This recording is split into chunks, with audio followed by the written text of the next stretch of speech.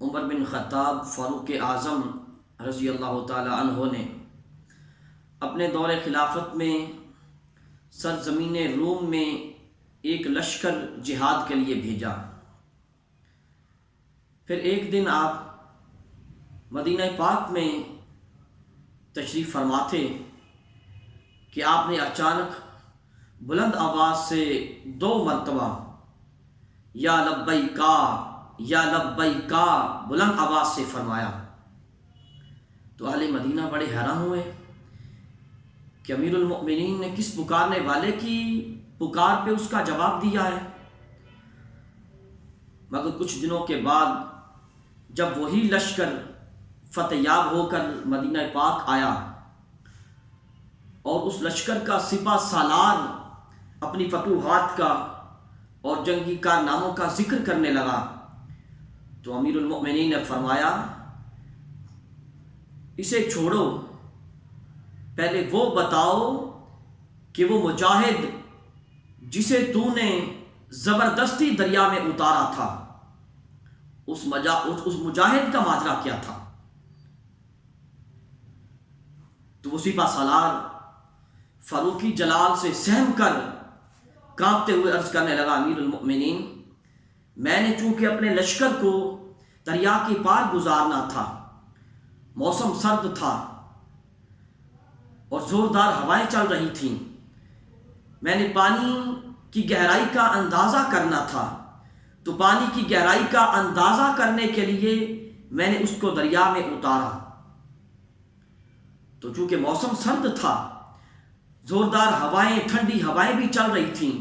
جس وجہ سے اس کو سردی لگ گئی۔ اس نے 2 مرتبہ بلند آواز سے یا عمرا پکارا اور پھر اچانک اس کی روح پرواز کر گئی، اور ساتھ یہ عرض کیا کہ خدا گواہ ہے کہ میں نے اس کی ہلاکت کے پیش نظر اور جان بوجھ کر اس کو ہلاک کرنے کی غرض سے یہ نہیں کیا تھا۔ جب اس نے یہ بتایا کہ اس نے 2 مرتبہ آپ کو بلند آواز سے یا عمرا کہ اے امیر المؤمنین میری خبر لیجئے، اے امیر المؤمنین میری خبر لیجئے، جب اس سپہ سالار نے یہ بتایا تو مدینہ والوں کو یہ پتا چلا کہ وہ جو ایک دن امیر المؤمنین نے یا لبیکا 2 مرتبہ بلند آواز سے فرمایا تھا وہ اس شخص کی پکار کا جواب دیا تھا۔ تو امیر المؤمنین نے جب اس کی یہ آواز، اس کی یہ بات سنی تو غیظ و غضب میں بھر گئے، غیظ و غضب میں بھر کے فرمایا کہ سرد موسم اور ٹھنڈی ہواؤں کے جھونکوں میں اس مجاہد کو ٹھنڈے پانی میں اتارنا یہ قتل خطا کے زمرہ میں ہے، لہذا تم اپنے مال سے اس کا خون بہا ادا کرو اور آئندہ کوئی ایسا کام مت کرنا، کوئی ایسا کام نہ کرنا کہ جس میں کسی مجاہد کی ہلاکت کا خدشہ ہو۔ اب حالانکہ روم کی سرزمین مدینہ پاک سے سینکڑوں میل دور تھی، سینکڑوں میل کی دوری تھی، مگر امیر المؤمنین سیدنا فاروق اعظم اس سپہ سالار کو خود فرما رہے ہیں کہ وہ مجاہد جسے تو نے زبردستی دریا میں اتارا تھا اس کا ماجرا کیا تھا۔ تو اس سے پتہ یہ چلا کہ امیر المؤمنین فاروق اعظم رضی اللہ تعالی عنہ اس مجاہد کو دیکھ بھی رہے تھے اور اس کی آواز کو بھی سن رہے تھے۔